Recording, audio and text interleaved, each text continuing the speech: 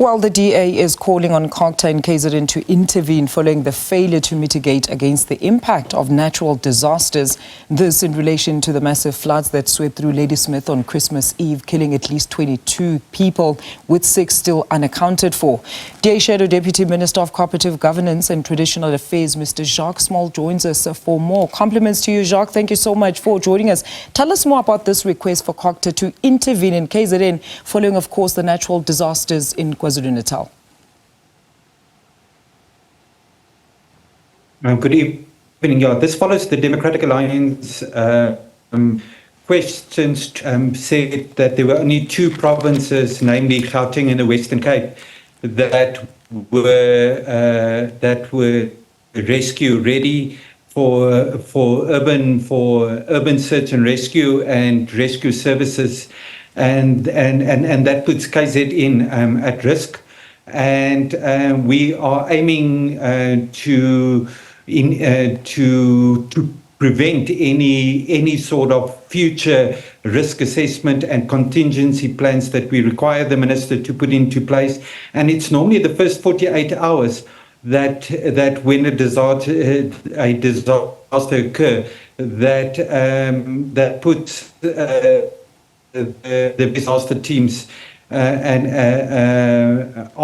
their readiness and pushes to put forward to see if government is ready to act. And in this first 48 hours, it was the private sector and the NGOs and 1K9 unit that was on the ground. And if we were prepared, and if government were prepared, I want to believe that we would have not seen the fatalities as we are currently witnessing currently. Now, Jacques, speaking of those contingency measures, you say that the NC-led provinces failed to develop as well as mitigate against high-risk flooding areas in the province, and their lack of understanding of municipal water systems, sources of flooding, is once again affecting the lives and livelihoods of residents. What then do you say needs to be implemented as a matter of urgency in relief as well as preventative measures?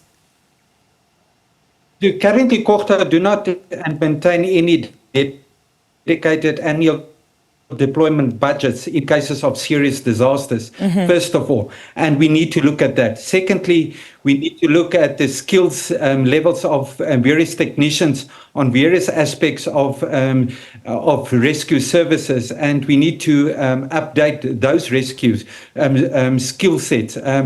Only 18 of the 50 personnel appointments have been appointed in the KZN area, and if you evaluate the disasters that are currently hitting KwaZulu-Natal over the last 3 years, it clearly requires government to act more proactively and not burden the private sector with much of the search and rescue efforts.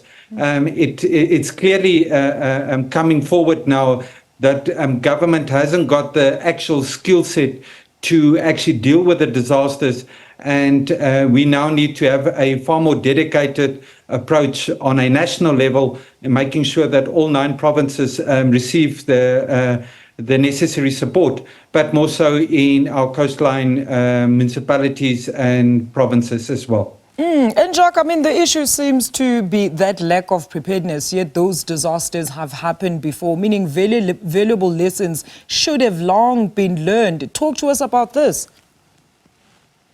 In as late as 2016, some of our major municipalities, our major universities has done extensive research, especially in the Ladysmith area, pertaining towards flooding, pertaining towards water levels and what needs to be done. And that information was available towards government, and government should have acted. Government should have put in place preventive measures to assist Ladysmith local municipality to navigate those water levels, but also to make sure that the necessary warning signals are getting towards communities well in time through the South African Weather Services. And it would seem that we are not a very proactive government, but we're rather a reactive government. And it is this constituency plans that will hopefully strengthen the preparedness, but not necessarily prevent it. In November 2022, a committee of Parliament was put together to look at flooding, especially within the KZN area. And there were certain strong recommendations that came out of those discussions in 2022. But the question is the unwillingness by government to safeguard residents of KwaZulu-Natal and more so Ladysmith, and to strengthen their disaster centers, to upskill their necessary human capacity as well as their infrastructure. Currently, KZN sits with 1,125 firemen personnel and 145 vehicles. And it's a disaster on its own. And it's clearly that this province is struggling to deal with a province that are continuously being hit hard by disasters. Our swift water technicians, if you look at the reports being put forward by the minister, with one swift water technician over 105,000 people in the country, and certain provinces not even having any swift water technicians, one must question the sincerity of the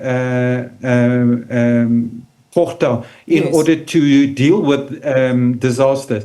The inability by the minister also to know what the Department of Transport is doing around sea rescue and air rescue does question that she does not have those answers at hand, does question a minister having a hands on what is currently happening within our provinces. Thank you so much, Jacques. That is DA Shadow Deputy Minister of Cooperative Governance and Traditional Affairs there, Mr. Jacques Smalle.